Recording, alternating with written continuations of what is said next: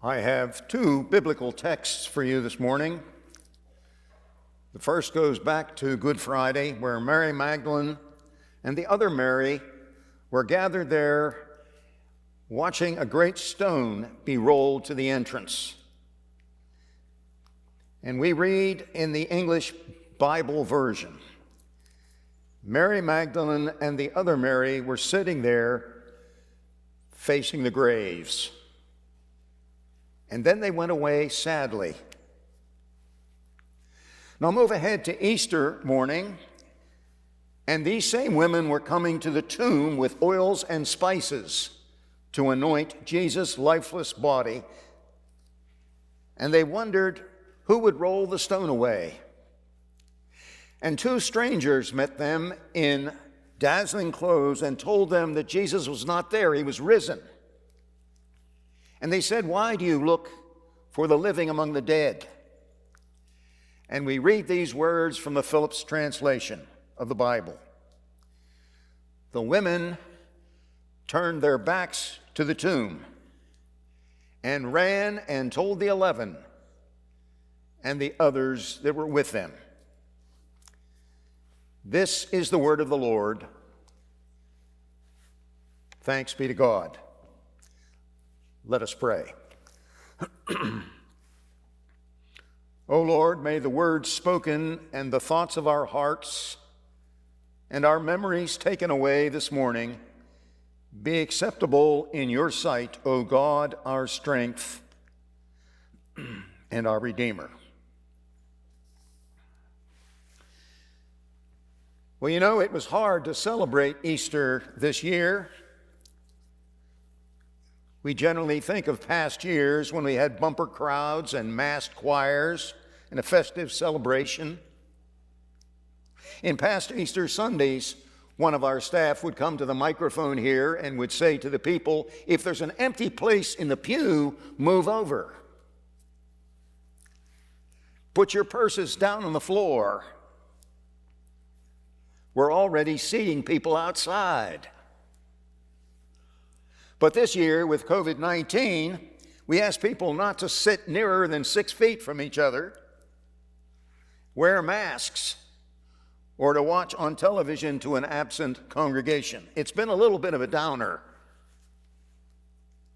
And then we are often apt to forget that even in the best of times, the Sunday after Easter is a very average Sunday. Attendance is way down generally in the Sunday after Easter, along with people's enthusiasm. One of my friends at seminary said to his congregation on Easter Sunday, he said, if you want to see the empty tomb, come next week. Well, whoever it was back in Christian history who wanted to name the special days of the year, the Christian year, he must have had a twinkle in his eye when he named this day Low Sunday. At least he understood that human motions do go down. At least he understood human emotions. In one of Peanuts' cartoons, Charlie Brown says he doesn't want life to have its ups and downs. He wants to have ups and bigger ups and bigger ups, which is fine, but life doesn't work that way, does it? Emotion holds on only so long, and we're back to earth again, and life is moving at a very pedestrian pace. It was hard to celebrate Easter this year, and then to celebrate the Sunday after Easter. But I think it's precisely because of this that it's necessary this morning to fly in the face of our emotions and honor the Easter event with calm assurance and joy, if not with great emotion. After all, the first Easter does not really need mass crowds and pomp and circumstance, does it? The first Easter didn't have it, you know. One commentator said, there were not 1,000 people standing behind rocks waiting for Jesus to come out. I guess not. Easter came to a few faithful folks, actually several women, who had gone to the tomb, and then a few disciples later on who were told of the event. And of course, the reason we gather here on Sunday instead of the Jewish Sabbath is simply because the early church decided that Sunday, which is the day of resurrection, ought to be the time that we worship. It was an amazing thing that early church did. They disobeyed a commandment. The commandment was, remember the Sabbath day to keep it holy. That's Saturday. But the early Christians said that each Sunday can be an early Easter if we can pull it off and rejoice and cheer a bit. Every Sunday is a memorabilia of the celebration of the resurrection. But most of all, I want to fly in the face of emotions, because 1 week is not enough to talk about life and death. It's not enough to talk about defeat versus victory or sorrow turned to joy. I think it was Chesterton who said, you know, our faith is much more than being kind to Granny and the cat. It's a lot more vital than that. It is deeper than that. Of course it is, because it's about life and death and life again. So let's look at this again. I'm going to take two texts and lay them on each side for you so that you can deal with them. Both of these women, friends of Jesus, Mary Magdalene and the other Mary, both texts tell it precisely as it is for us in the 21st century. The first scene is Good Friday and pictures these two women sitting and grieving before a borrowed tomb, just wanting to see the stone rolled away against the grave. And we read, they were sitting there facing the grave. So do we all at any committal service where some priest or some pastor says earth to earth and ashes to ashes. They sat there facing the grave. Then there's a second scene. It's the Easter scene. It's a reverse scene, striking in its turnabout. The women come on Sunday at dawn because this is women's work, something a man might not do. They come and see the stone rolled away. And this is the oil and spice burial detail that's coming. They come and they find that life isn't locked in. They come to see the dazzling strangers who tell them to quit looking for the living among the dead. And they remember that Jesus promised that death wouldn't hold him, would not keep him out of life. And then we read in the Phillips translation, we read, and they turned their backs on the tomb and went and told this all to the 11 and the others that were with them. They sat facing the grave. And then again we read, they turned their backs on the grave. Now, isn't that the human posture in life? One way or another, isn't that the Christian experience? Let's look at these. First, facing the grave. Our age has tried everything in its vocabulary to allow us to not face up to the grave. We refuse to talk about death in the hopes and the fact that maybe it'll go away. Sometimes we pass the truth of it off with humor, except our humor is a little too loud and is sort of like a lad telling a dirty story in a locker room because it doesn't go over very well. Or we pretend by calling death something else, like passing away. Or we talk about sleeping. Sometimes we even bill death as a friend that's welcome and cheerful, except it never is really at the graveside, is it? The sentiment is hollow, particularly when it is the young people who sleep, or when someone whom we love is just on the brink of another great adventure and is cut off. But our faith will have none of this. Far better is the honesty of the pagan who sees the grave as what it is, the ultimate enemy of everything which we hope and dream. It's the final enemy, said Paul. It's an enemy to us who love others. It's an enemy that cuts down life and threatens us. It's the enemy that causes us to question and to look at our personal extinction and nothingness. It's the turnstile from which none of us can ever escape, 100%. Lawrence Ferlinghetti wrote his poetry not as a Christian, but as an honest pagan. But he wrote it well. He says, "The world is a beautiful place. Yes, the world is the best place of all for a lot of such things as making the fun scene and making the love scene and making the sad scene and singing low songs and having inspirations and walking around and looking at everything and smelling flowers and kissing people and making babies and wearing pants and waving hats and dancing and going swimming in rivers on picnics right in the middle of the summer and just generally living it up." Yes, but right in the middle of that comes the smiling mortician. And they sat there facing the grave. Our faith doesn't sidestep that. There's no pretending. That's not being morbid any more than the psalmist is when the psalmist says that man is like grass and he dies.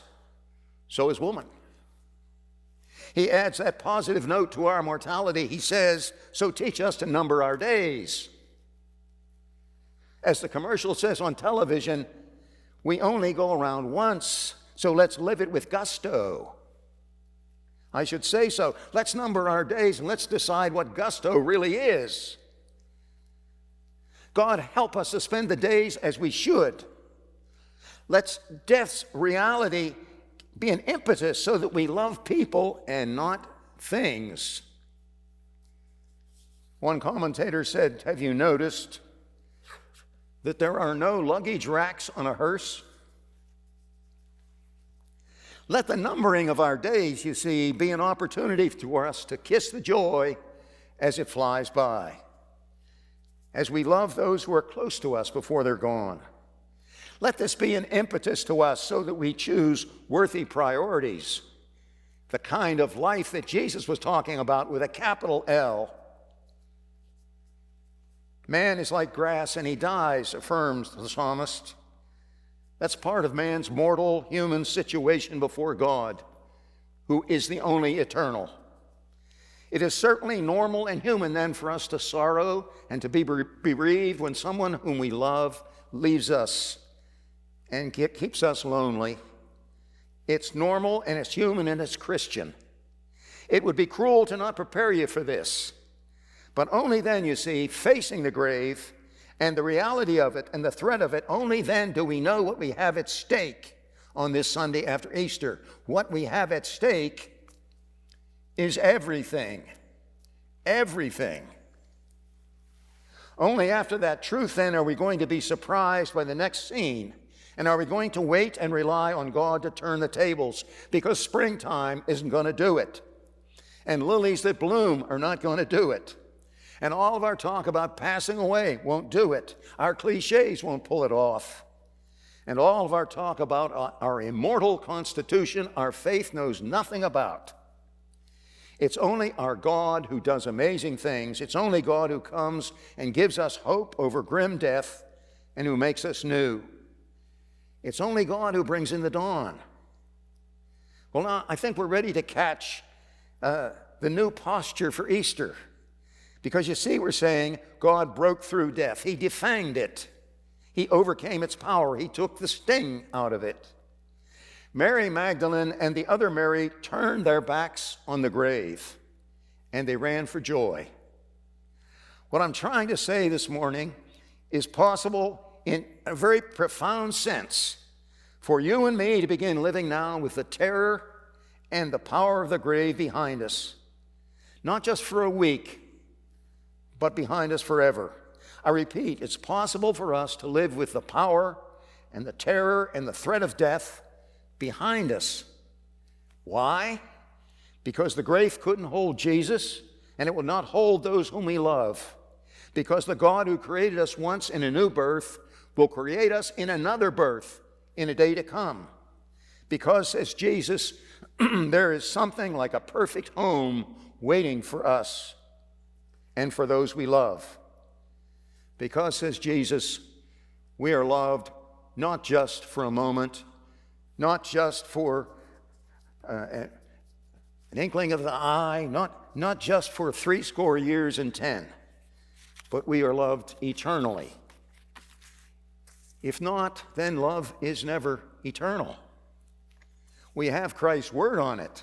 We have Christ's resurrection of fact about it. You know, we don't explain the resurrection. The resurrection explains us. That's what we're doing on a Sunday after Easter, being in church. In fact, the very existence of the church is proof of that. We don't explain Easter. Easter explains us. And here's what the shouting is all about. The Christian now ought to be able to live with the grave behind him. She is free of panic and fear and dread and is set loose to live life daringly if she will. We don't deny death. We say it was defeated. We don't try to escape it. We say this is a victory over it. This theme song is not just for Easter, but really any Sunday in the Easter season. You know, when I was a boy, there used to be a soap opera on the radio every weekday. There would be a sequel every weekday, and always at each broadcast, it would be introduced this way. Here is another chapter in the continuing story of Stella Dallas. Now, it's something like that we celebrate. Today is another episode in the continuing story of Mr. and Mrs. Christian, who live with the story of their life open and with a future full of surprises. And if we could just know the details, that is all of them, we could say this is the continuing story of those whom we have lost a while, who live on waiting for us to join them in the greatest adventure of all time. Just this past week, I was out in our memorial garden looking at the wall there of the chapel and the names there, names of people I remember only too clearly and with a lot of love. And I don't know whether you've ever noticed, but on top of that wall, there is this quotation from Jesus. It says, "Because I live, you will live also." Do you really believe that? So this morning, all that's left is to ask you, are you going to live today and tomorrow as if that were true?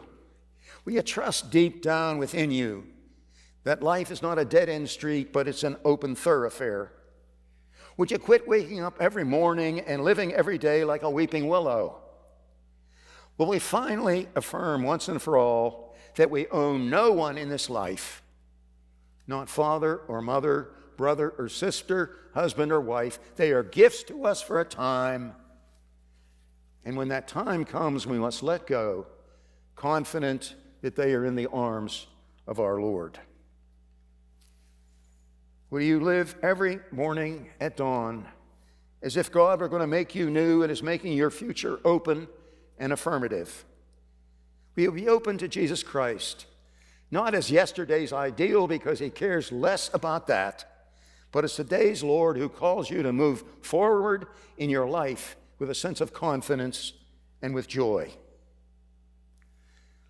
I suppose what I'm saying today, when I talk about our lives, our backs to the grave, is really acted out by those musicians still on Basin Street down in New Orleans, where the blues were born. I'm told that when one of their numbers dies, they walk slowly in procession to that grave. They play in that cortege the sad songs. It's the mournful beat all the way to the graveside.